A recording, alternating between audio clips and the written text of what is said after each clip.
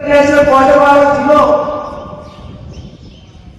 અહીંયા મોકલી માટે વહીવટી તંત્ર મીડિયા અને સમગ્ર આપણે સૌ વિવિધ ક્ષેત્રોમાં પદાધિકારી પણ આજે આપણે ભારતીય તરીકે બધા ઉપસ્થિત થયા છે ત્યારે મોકલીમાં જે પ્રમાણે સૂચના આપી વહીવટી તંત્રે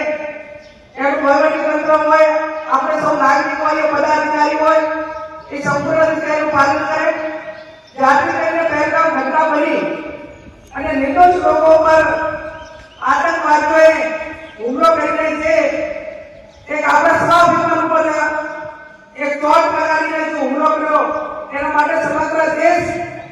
એક સાથે થઈને આતંકવાદીઓનો ખાત્મો કરે અને ભારત એ સ્વનિર્ભર છે પોતાના દેશના સંરક્ષણ માટે અને પ્રોટેક્શન માટે એ વાતનો અહેસાસ અપાવવા માટે સમગ્ર દેશના લોકો દેશની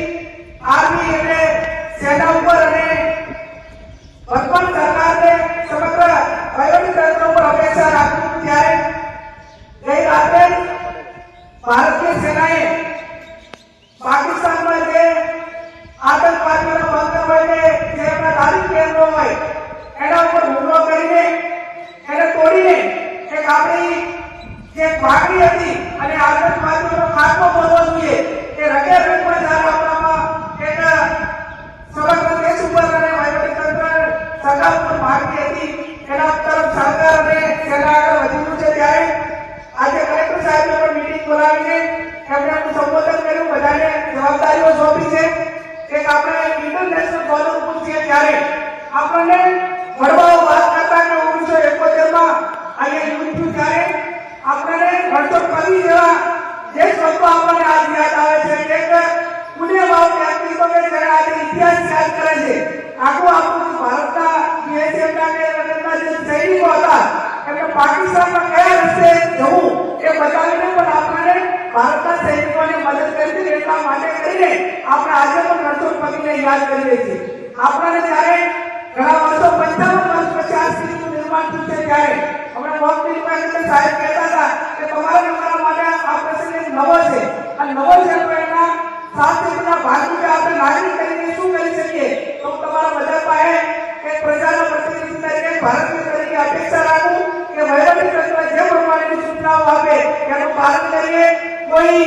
એનો વોટ્સએપ કે અન્ય રીતે અફવાઓથી દૂર રહીએ અને એટલા ભયભીત પણ ન થઈએ જેથી કરીને જે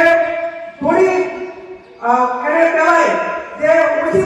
એના મનોબળવાળા લોકોને કોઈ રીતે અસર ન થાય એ પ્રમાણેની અફવાઓથી પણ થોડા ઘણા દૂર રહીને વહીવટી તંત્રને સંપૂર્ણ રીતે સહકાર આપીએ આપ સૌએ ઉપસ્થિત રહીને આપણને પણ એક આવો લાવો મળ્યો ખરેખર કઈ રીતે યુદ્ધ પહેલા અને થાય ચાલુ ખરેખર હમણાં સાહેબ કહેતા હતા કે 1971 માં થયું એ ટાઈમે વાર્ષિક રીતે હુમલો કરી દીધો તો ખબર ના પડી આપણે અત્યારે હમણાં જોયું કે તમે બધા અંદર તો અમને કઈ લાગતું કે કદાચ એ લોકોએ હુમલો કર્યો હોય તો પણ આપણને ખબર ના પડે કે કઈ સ્થિતિનું નિર્માણ થયું છે એટલે આ પ્રમાણે જ્યારે વહીવટી તંત્રને કહેવું કીધું પ્રમાણે સંપૂર્ણ રીતે સજ્જ છે આપણે બધાને પરિસ્થિતિ વાક્ય કર્યા છે બીએસએફના જવાનો પણ અહીંયા આપણે સાથે જ છે તો આપણે સૌ એમને મદદ કરીને આપણી ભારતીય તરીકેની આપણી ભૂમિકા છે નાગરિક તરીકેની ભૂમિકા છે એ અદા કરવામાં સૌ આગળ આવીએ ભારત માતાની જય